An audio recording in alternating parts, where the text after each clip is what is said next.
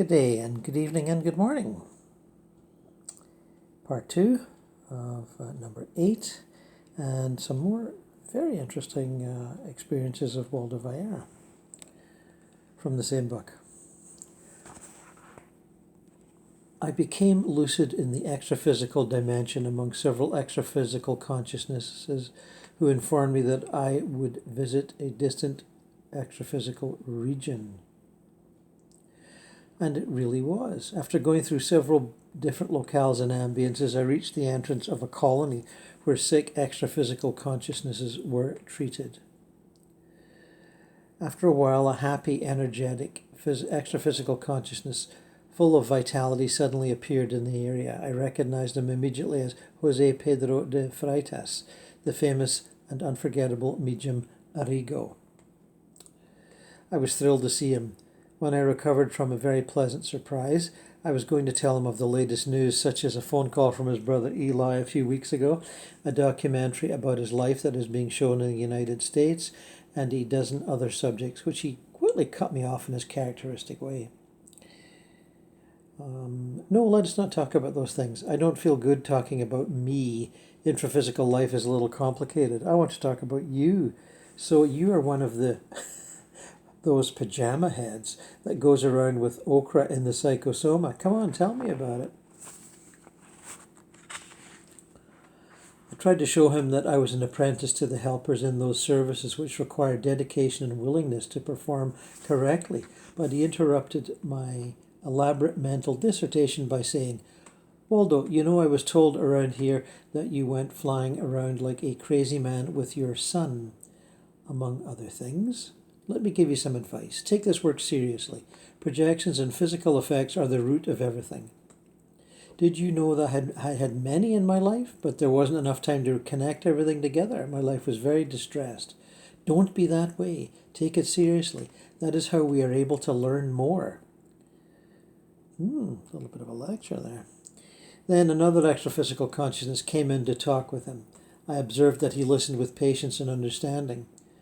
Appearing younger and thinner, Arrigo exhibited great intelligence. He was not a patient at the colony, but an active extraphysical medical assistant. He hardly resembled the Arrigo who had died in an automobile accident years before.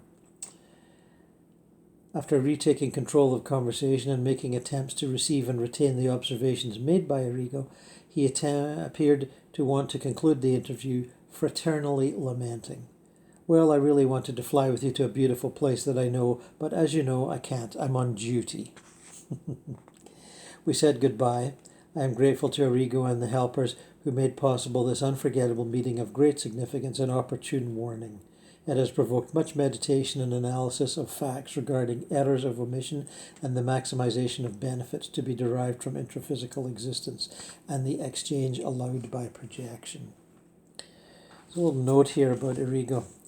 Famous Brazilian medium who channeled the extraphysical consciousness of Dr. Fritz. Both became celebrities, performing surgical operations using only a scalpel or a simple knife that was rarely cleaned and sometimes showed signs of rust. Following are 3 common characteristics of psychic surgery: little or no bleeding, no anesthesia, no antisepsis. Anyway, perhaps you recognize that name and description. The excitable sort of conversation between these people reminded me a couple of times of I did I think 3 or 4 contacts with Richard Wright, the keyboardist for Pink Floyd, and helped him get settled. And there was one excited conversation where I was telling him about something that had appeared on YouTube, another orchestral version of Adam Hart Mother Suite. And I was quite excited to tell him, and there was that sort of jovial friendliness between us that you saw there.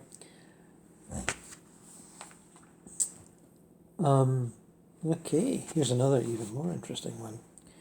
I awoke before entering a sinister-looking city, accompanying an extraphysical consciousness who was going to someone's aid. I was visiting in the role of an observer under the guise of an extraphysical consciousness. My psychosoma was denser, and due to the low energetic pattern in this locale, when you're in a low place, you're dense. I was wearing a bizarre garment, and the silver cord had been disguised in order to hide my status as a projector. Yeah, there's various shielding things that you can do on the lower levels, because you don't want to freak them out. And if you appear like some shining star, angelic thing, that's going to freak them out. Upon receiving a briefing on this projection, I realized it was not the first time I had done this. I recalled similar previous excursions, including one which occurred when I was living in Uberaba, almost 20 years before. The tense, shadowy surroundings reminded me of scenes in certain comic book horror stories.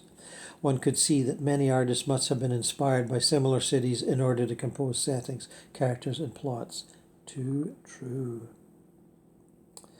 All that fantastical sort of comic book Disney stuff about magicians, black magicians, nasty entities. Yeah. A lot of it's inspired by visits to the lower astral. A little too much, actually. Too many people go to the lower astral when they should be going to the higher levels and getting inspiring stuff instead of frightening stuff. But as people in the movie industry will say to you, fear sells. The tense, shadowy surroundings reminded me of scenes in certain comic book horror stories. Of course, we got that. I could see preparations being made for a medieval public religious ritual where there were sick extra-physical consciousness. They had dense, human-like psychosomas with terrible deformities, aberrations and imbalances resulting in the total distortion of the psychosoma. All those presents were piled up in an unspeakable promiscuity. In order to enter the grounds through one of the immense arched doorways reminiscent of ancient cities, those unable to fly, being in the majority, were being forced to fly through a narrow pass in rows of two between a company of guards who were screening the visitors at the gate. Under the arches I looked attentively at the inscriptions, sculptures and carvings of dubious taste on the main gate, which reminded me of an imitation of Arc de Triomphe in Paris. Each extra-physical consciousness had to identify himself by revealing his status and indicating the ideology he was affiliated with, by indicating one of the encrusted insignias. The ideology that you're affiliated with. Oh, that's a good one. Some passed through, while others were taken aside by huge guards, who were armed with spears to control the herd of humanoid beasts. You can see from the description the low level of these people. The distressing spectacle inspired compassion for some and unbearable repulsion towards others.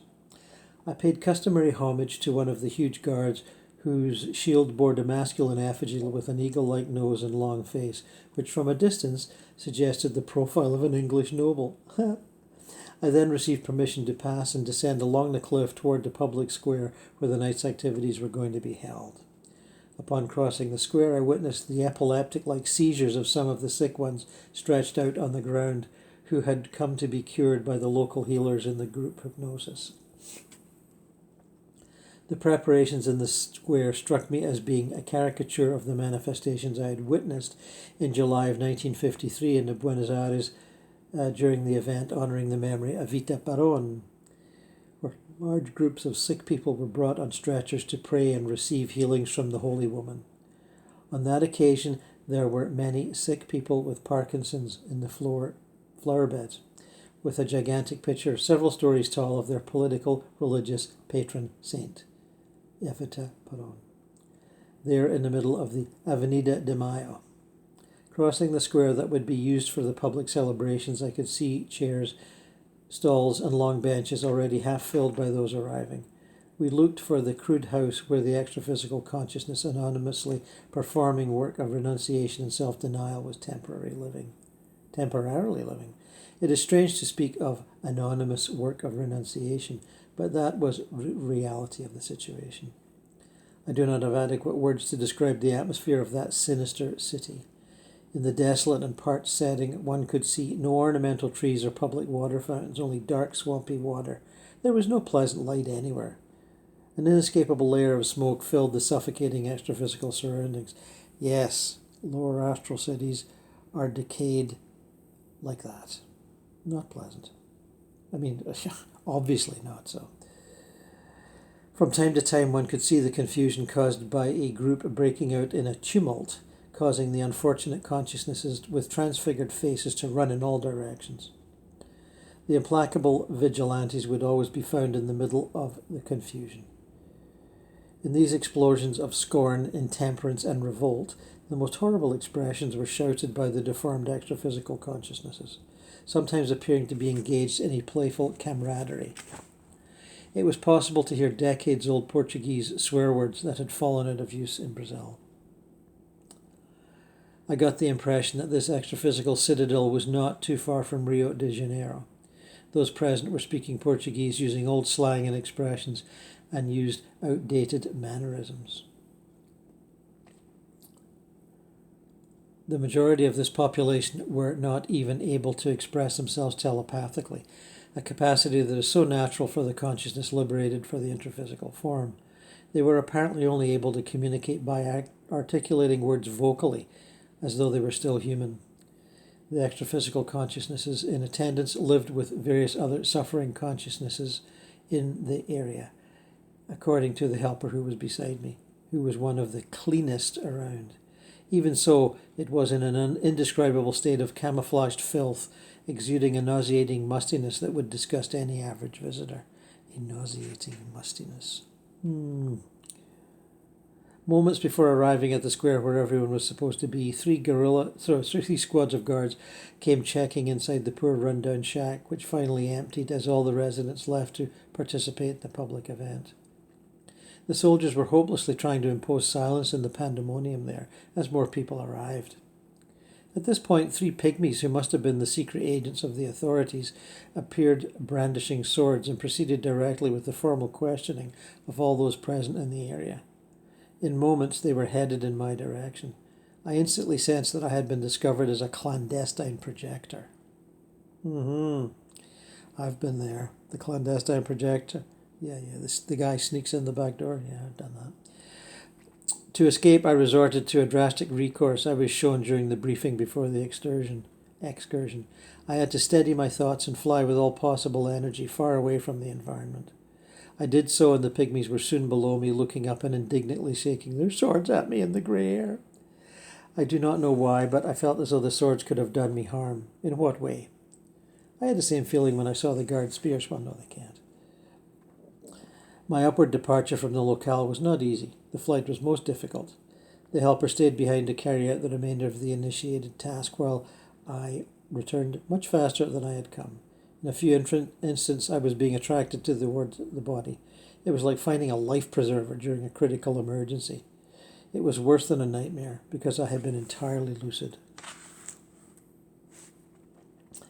And there's a few notes here on that experience. A few words about extraphysical flight. The brain of the body has neural circuits with kinetic memory or memory of motion. These memory banks organize, program, and execute extraphysical flight. That's the brain of the astral body, not the body. Not only the preparation for takeoff, but also the types of flight, such as high altitude, long range, and rapid free flight. Lucid projectors often disguise their projected state in order not to embarrass others and to be able to perform tasks. They can be noticed due to the light of the psychosoma, the active flight, and their appearance. Projectors can also hide the silver cord. It is common for the projective visitor to switch off the radiant light of the astral body while in shadowy districts in order to appear to be in the same condition as the extraphysical inhabitants. The act of avoiding flight where there are extraphysical consciousnesses who are incapable of flying is another attitude taken by those aware of multidimensional reality. Assuming an opaque and less pleasant extraphysical appearance where the ambience is of an inferior nature permits greater liberty and anonymity to the extraphysical consciousness when in extraphysical regions where this is warranted. Projectors can use the three resources mentioned above, as well as the masking of the silver cord, in order to appear as an extraphysical consciousness when extraphysical circumstances require. No one comes into the extraphysical dimension solely for pleasure, the intraphysical, and it is the same true of projections. The out-of-body world of the projector presents impressive extremes of astounding beauty and horrid ugliness, attractive and repulsive aspects, sentiments of hope and moments of tension. In conclusion, there are many people living in better conditions as humans than they would, and perhaps will, as extraphysical consciousnesses. How many and which of us? How incredibly right were Dante and Swedenborg. The projection of the astral body represents a preparation for, or a dry run of, bodily death and the upcoming multidimensional experience of the consciousness. So yeah, more lower astral stuff there, and not too depressing, I hope, but is good to keep in mind that is all going on there. People who devolve rather than evolve and become, the lowest representation of themselves and are deformed.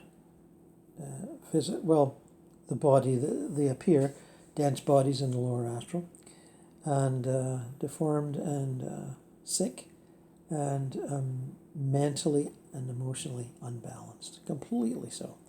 Some are worse than others, of course. Always good to keep in mind, heavens and hells.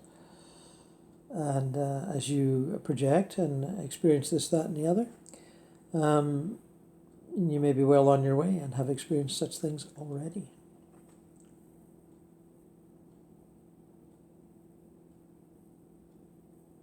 It's often said that guides will not let you have terrible experiences first. They'll set you up with more pleasant things so that you are, in good shape for the more challenging stuff.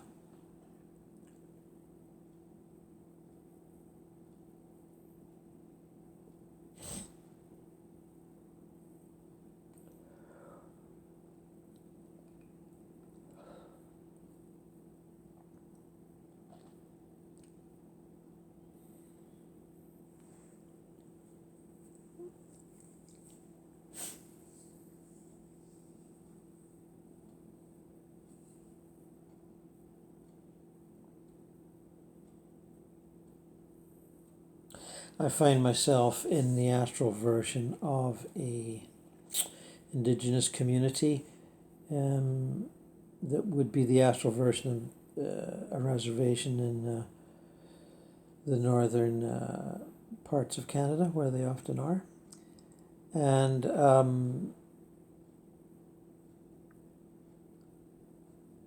I won't go into the politicization of reservations and the separation of cultures and the charges of abuse and outdated colonial attitudes and all that sort of thing. That's all been talked about to a great degree in other forums. I'm just interested in seeing how they lead their astral plane lives, and quite pleasantly, I might add.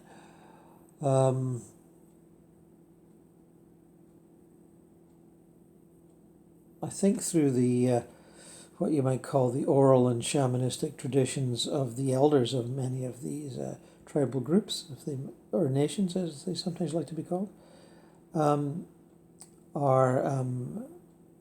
provide a living thread of understanding to the astral worlds. I was once told by a teenage Native woman who was being fostered out here in southern Canada, who I was driving to and from school as part of my job, that contrary to what we read in the newspapers, she said a lot of people commit suicide, in the young people particularly, because they remember how lovely it is in the astral plane versions of their communities and can't stand the limitations, shall we say, of the physical plane ones. And she mentioned specifically a young boy who had died, can't quite remember, by his own hand, I think, but I can't remember how he did it, quite young, like 7 or 8 or something, who would come and playfully haunt her where she was living, and, slam doors and pull out drawers and, the usual poltergeist stuff.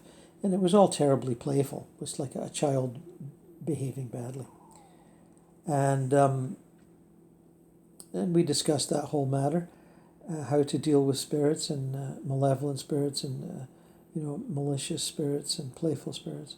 And she said, I couldn't really tell her anything. I sort of said, well, it's interesting you have me as a driver today because I can talk to you about these things. And I did, and I didn't really manage to tell her much that she didn't know already. And but I just wanted to throw that in. The experience only happened a couple of times, and then for a variety of reasons I didn't see her again. And I would be driving all sorts of students here, there, and everywhere, regular school students, and also those who had been fostered out or in trouble with the law, living in a group home, that sort of thing. And not just Indigenous, all kinds of young folks. So just to mention that. And so, a very sort of beautiful foresty type atmosphere that these astral plane Indigenous people are living in, and going about their business.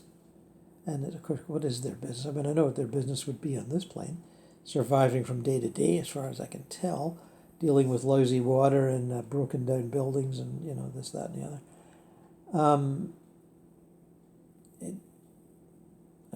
A lot of, a good number of Native communities have casinos on their property from which they make a good living. Of course, not all do, but some do.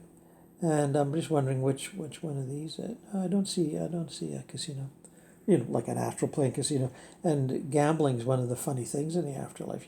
People do it on the lower levels, but on the higher levels, nobody seems to bother that much. I guess it's just another habit they've given up, But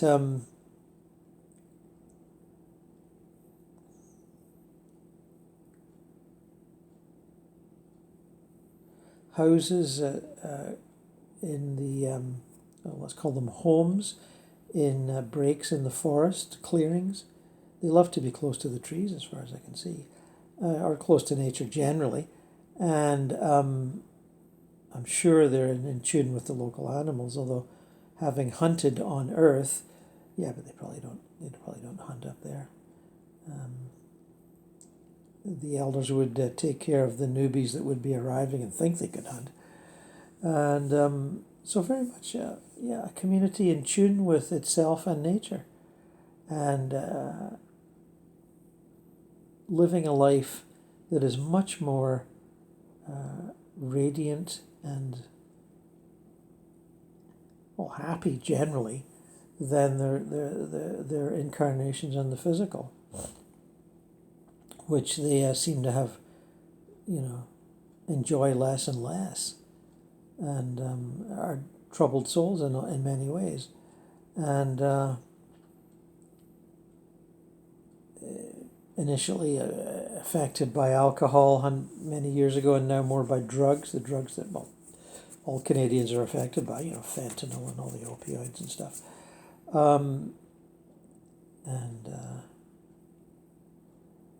But here, in this one anyway, I'm sure there's lower astral versions of reservations where the opioid addiction is still rampant. If they would be dying in the middle of an opioid trip, as many hundreds do. My goodness, the fentanyl crisis in Canada is ridiculous. It's a crazy number of people that die from that stuff. And I'm sure they get to some level of the astral plane where they think they have to keep doing fentanyl. And they do.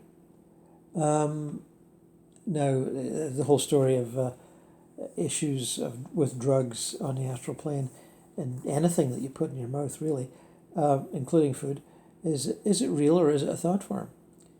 And I explored this in a number of areas. There's plenty of, how shall we call them, dance clubs, in the astral plane where people go and dance and party like they do here.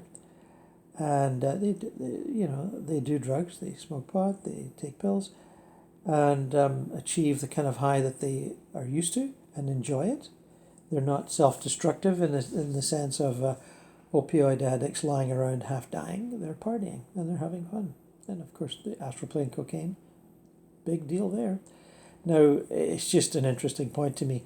Do they actually, I mean, they get high? Of course they get high. But are they really getting high, or are they thinking they're getting high? Now, if you talk to them when they're high, as I've done, they just laugh at you. Come on, don't be silly, of course I'm high. And they act out, and act out in a friendly manner. I don't mean aggressively. And it's just an interesting point.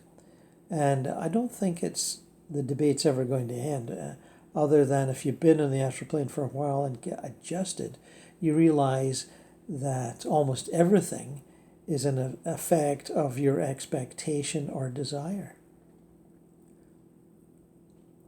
Whether it's being a great tennis player, or a great chess player, or looking very handsome and well dressed, or being the great Don Juan and seducing lots of women, or being the great Babe and having all kinds of men fall in front of you. There's all these desires, and you act on them. Desires, ambitions, and there's areas I'm not exploring them right now. I'm still in the Indigenous community, enjoying the harmonious vibration there without attracting too much attention. I think a few people walk by and sort of look at me and go, oh, some don't know who I am, but I'm not causing trouble, so they leave me alone. The odd, have I seen any elders? I think a couple have walked by and looked at me knowingly, but have just left me be. And the desire thing. Oh yeah, there's areas of the astral plane where people that were involved in diplomacy and government and bureaucracy get together and discuss these matters.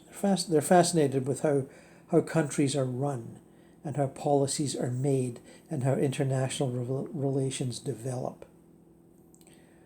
They discuss governance. They discuss diplomacy. They discuss the balance of power. And there's not much balance of power on the astral plane, but since they have the habit of being in those worlds, it's something they're very interested in when they're there. And just like long-time hockey and baseball fans will sit around and discuss that. And me and my music friends, we do a lot of that there. A lot of watching and listening and talking. We're terribly interested in the evolution of all forms of music.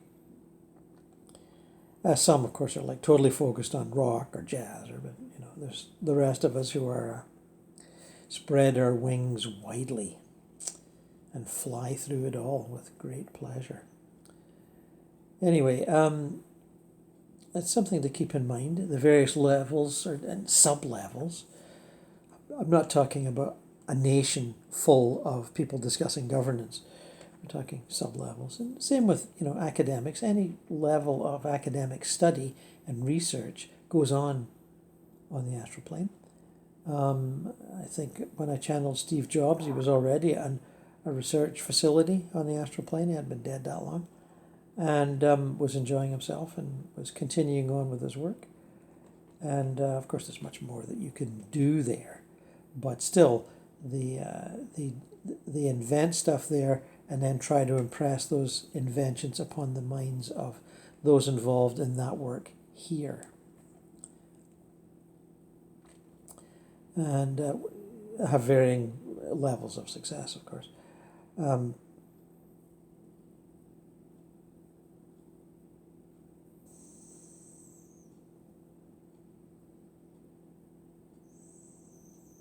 It's nice to be in an astral plane Indigenous community and feel the harmony and the interpersonal harmony and the harmony between the human beings and the forest and the animals. I see deer and elk wandering around not far from the buildings of the community. Looking very peaceful and maybe I wouldn't say joyful, but calm, not panicked like they might. Nobody's, they would see you and run, or see you and attack you. But there's that lovely harmony. The lion shall lay down with the lamb, and nobody gets eaten.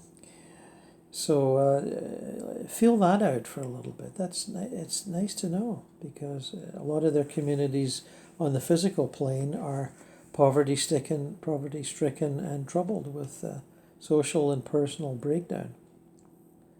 And again, the suicide thing and that young woman I spoke to, and giving me, not the tragedy of suicide, but the creative act of suicide.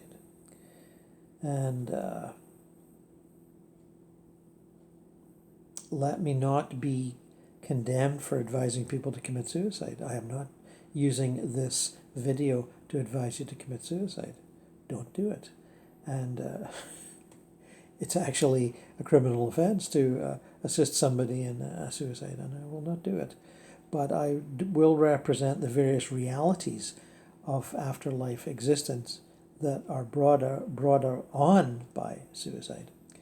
And if they're suiciding into an astral plane community that is joyful and happy and harmonious, you can understand why.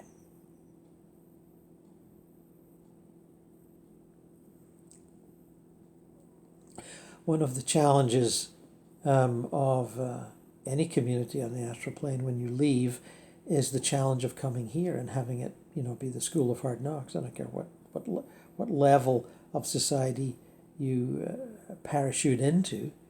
Wealthy people can be miserable too, and we're well familiar with the stories of wealthy families where there's lots of infighting and jealousy and anger and squabbling over money and possessions and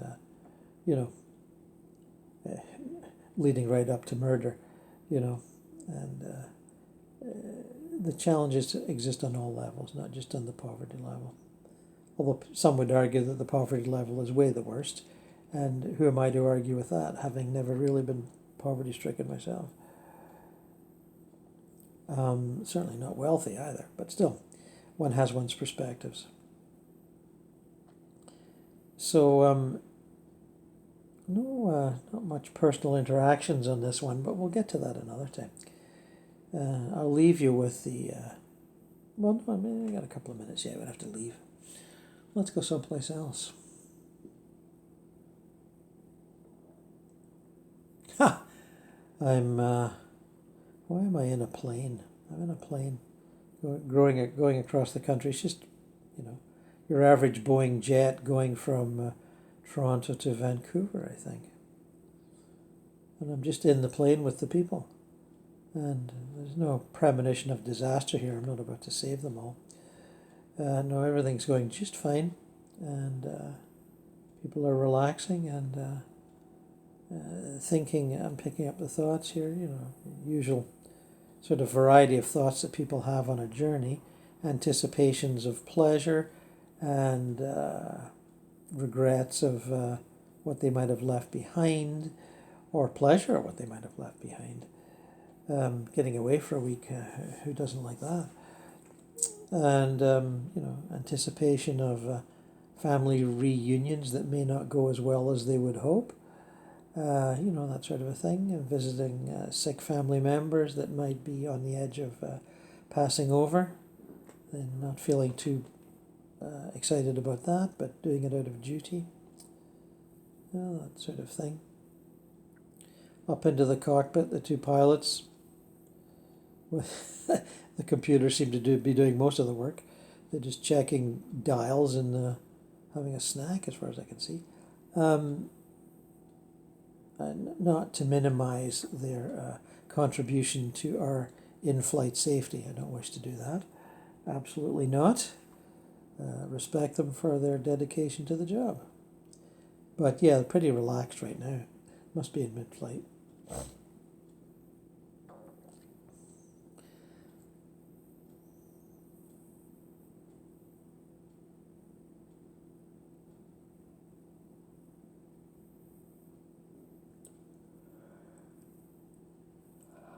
I'm now walking up and down the the corridors in the cars on one of the cross Canada trains that take 4 or 5 days to go from one end of the country to the next, and sometimes people have practical reasons for doing so. Sometimes it's pleasured, joyful vacation reasons, and there's observation cars when you're going through the Rockies to sit there and look out through the plastic bubble and see the great beauties of the Rockies.